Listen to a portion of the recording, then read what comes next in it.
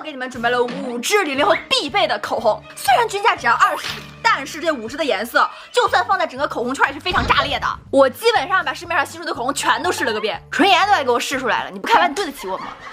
我按颜色游戏当成各种风格，咱们挨个说啊。赶紧说它。5黑兔的03号糯粉，它就是白开水伪素颜的天才。涂上之后，它嘴巴立马嘟起来，日光下就很无敌了。室内的，灯光下的，这支啊，我一定要放在包包里一直带着，老好看了。40106的雪花肥牛。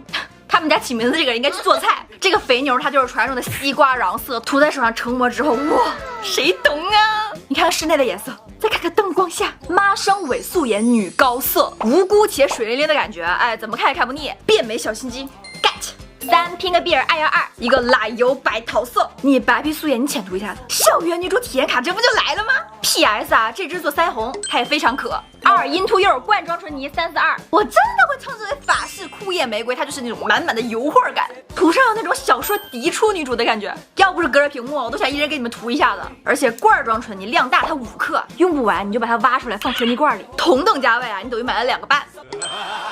Number 1就是知优轩和东北大板联名的这个07号红丝绒蛋糕，这个壳子我就很满意。然后颜色它就像那个冬天里的白雪公主，给你们看一下的这个颜色到底有多显白啊！我反光了，我反光了。你化没化妆的涂上这个，咱们都是妥妥的 CV， 好显白呀，姐妹们！你就说这期炸不炸裂就完了，掌声！